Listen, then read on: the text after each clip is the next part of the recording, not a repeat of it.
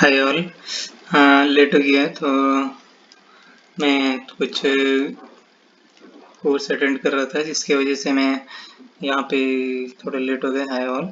तो मैंने ऐसे पिछले वीडियोस में मैंने बताया था कि that summary of subset of the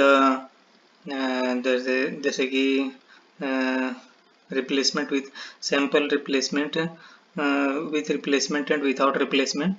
तो मैंने पिछले वीडियोस में बता दिया है कि हमें रैंडम डॉट चॉइसेस कब करना है, जब हमें सैम्पल विथ रिप्लेसमेंट करना है।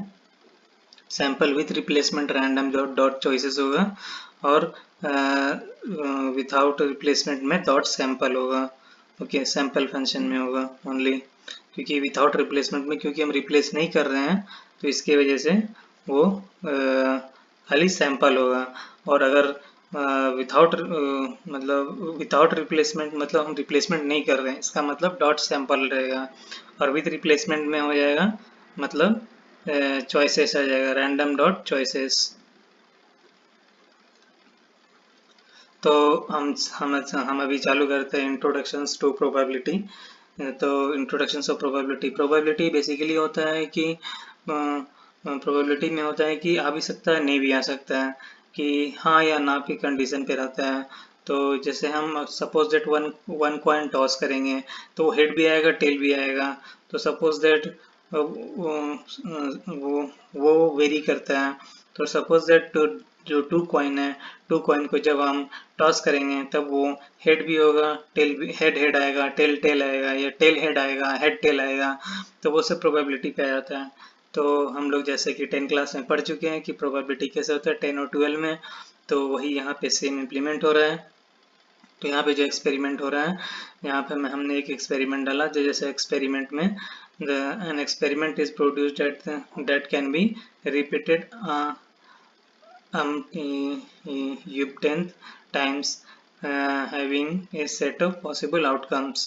तो एग्जाम्पल ये है कि the result of rolling a die, जब हम डाई को रोल करेंगे तो उस समय या तो 1 और 2 आएगा, या फिर 2 और 3 आएगा, या 3 और 4 आएगा, या फिर 5 और 6 आएगा। जैसे जो डाइज हम लोग खेलते हैं। फिर measuring the height of the person भी डिफर करता है। डिफरेंट पर्सन के डिफरेंट हाइट होते हैं, इसलिए ये हाइट भी डिफर करता है। The result of tossing a coin is either head or tail, मतलब जो कॉइन को जब हम टॉस करेंगे तो वो आइदर हेड होगा या फिर टेल होगा। जैसे हेड टेल, जैसे सपोज दैट टू कॉइन्स हैं, head tail tail head, head head tail tail, ऐसे आ सकता है प्रोबेबिलिटी में। Okay, then the tail of the experiment, the trial of the experiment ये होता है कि the trial of the experiment is performing the experiment once. And trial imply the experiment is perform n times. It means that, इसका मतलब ये होता है कि हम कोई भी मतलब ट्रायल का एन टाइम्स होता है, हम कितने बार भी ट्रायल कर सकते हैं। तो ट्रायल का कोई लिमिट नहीं होता, इसलिए वो एन टाइम्स किया हुआ है। Trial can other be sequential or simultaneous. तो फिर एक्सपेरिमेंट बेसिकली 2 टाइप्स के होते हैं, that is the deterministic experiment और रैंडम एक्सपेरिमेंट। तो deterministic experiment only one possible outcomes and can be predicted in advance. जैसे कि जो वाटर का जो हीटिंग टेम्परेचर होना चाहिए वो 100 डिग्री सेल्सियस होता है, कूलिंग टेम्परेचर 0 डिग्री सेल्सियस। तो वो ओनली वन पॉसिबल है, वो चेंजेस नहीं होते, वो वन पॉसिबल है। और रैंडम एक्सपेरिमेंट में क्या होता है, more than one possible outcomes हो जाता है and can not be predicted in advance. For instance, then experiment returns on investment outcomes more और लेस, नो चेंजेस। ओके, उसी तरह से प्रोबेबिलिटी। तो प्रोबेबिलिटी का क्या होता है, तो कुछ सिंटैक्स है, रूल्स हैं प्रोबेबिलिटी के। तो probability is a measure of the likelihood of occurrence of an event. तो प्रोबेबिलिटी ऑफ एन इवेंट होता है number of favourable outcomes divided by number of all possible outcomes. Favourable outcomes means हमें जितना चाहिए वो हम डालेंगे, और ऑल पॉसिबल आउटकम्स मतलब टोटल नंबर ऑफ आउटकम्स, मतलब जितने भी टोटल नंबर रहते हैं उसको हम लोग नीचे मेंशन करते हैं, और ऊपर में हम लोग जितना चाहिए उतना हम लोग डालते हैं। The probability of an event lies in between 0 to 1, तो मतलब जो प्रोबेबिलिटी का जो है वो लाइज करता है between 0 to 1. The sum of all possible events of an experiment is 1. Probability of an event A is denoted by P A. जो भी इवेंट होगा, जैसे probability of event B, then उसको हम डिनोट करेंगे पी ब्रैकेट में B. उसी तरह से probability of event A is denoted bye probability A. Okay, तो ये देख लीजिए, ये टोटल, ये ऑल पॉसिबल आउटकम्स हैं. ये जैसे कि टोटल्स नंबर ऑफ आउटकम्स है. जो बॉल हैं ये टोटल बॉल हैं. सपोज दैट एक कंटेनर में ये टोटल बॉल है, तो टोटल बॉल, ये टोटल बॉल कितने हैं, 2 3 4 5 6 हुआ यहाँ पे, 1 2 3 4 5 6 5 so 30.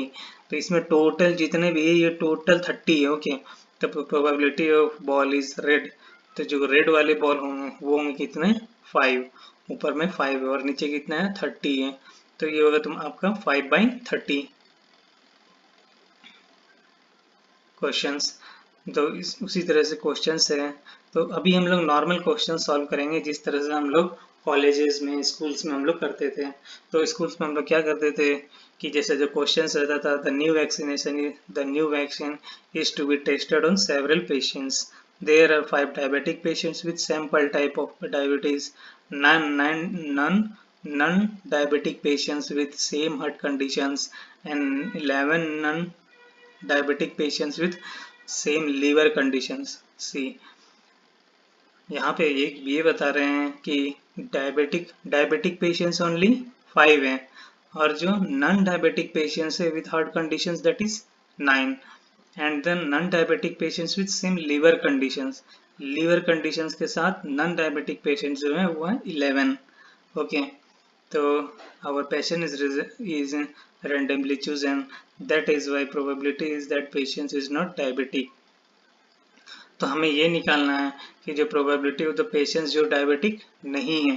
Okay, probability of the patients that is not diabetic. Okay, तो इसका जो सॉल्यूशंस होगा वो होगा जैसे टोटल नंबर ऑफ पेशेंट्स, तो हमने पहले टोटल कर लिया. टोटल क्या क्या था, 5 9 11. हमने ये तीनों को प्लस कर दिया, तो ये जब तीनों को प्लस किया तो आया 25. फिर number of diabetic patients that is 5, and the probability of diabetic patients is chosen, that is probability of A, that is the number of diabetic patients.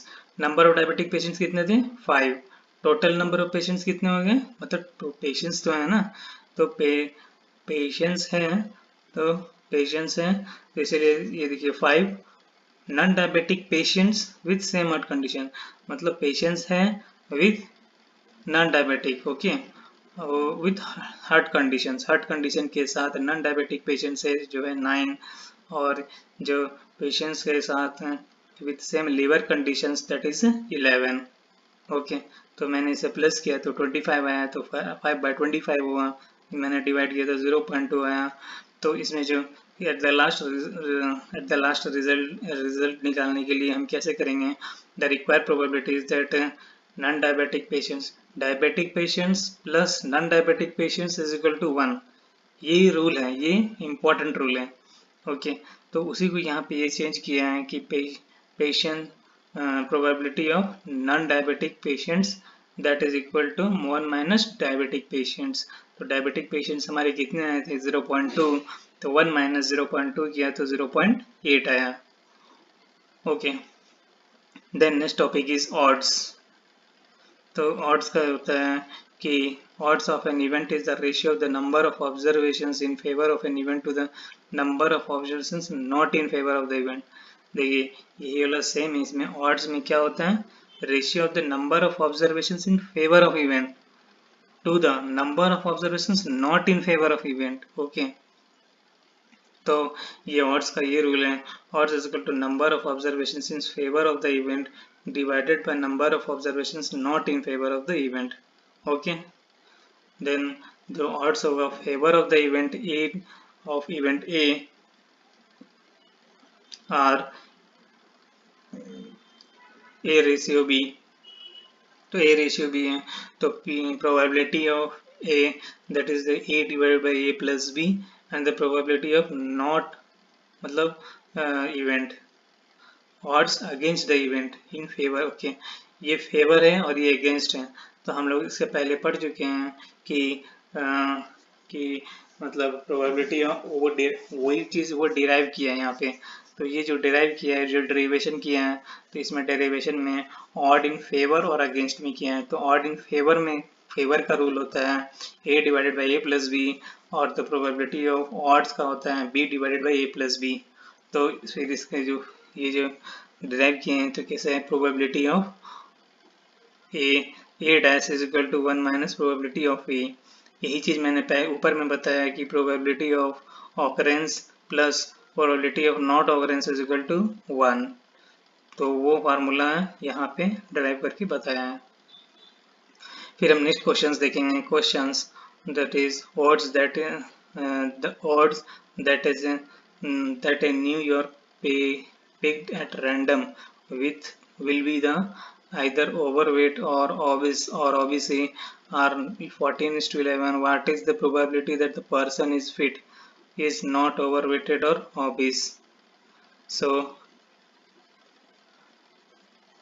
that is the random will be either, see यहाँ पे क्या दिखा रहा है, either overweight or obese, overweight or obese। तो the odd in favor of A is 14:11 and the here A is 14, B is 11। okay, the probability of that person is fit is not overweighted or obese, that is the, तो हमें क्या निकालना है, not overweight, not overweight और obese. तो इसमें जो rules ये होते हैं कि probability of persons that is overweight और obese plus probability of person that is not overweight और ओबीस इज इक्वल टू 1।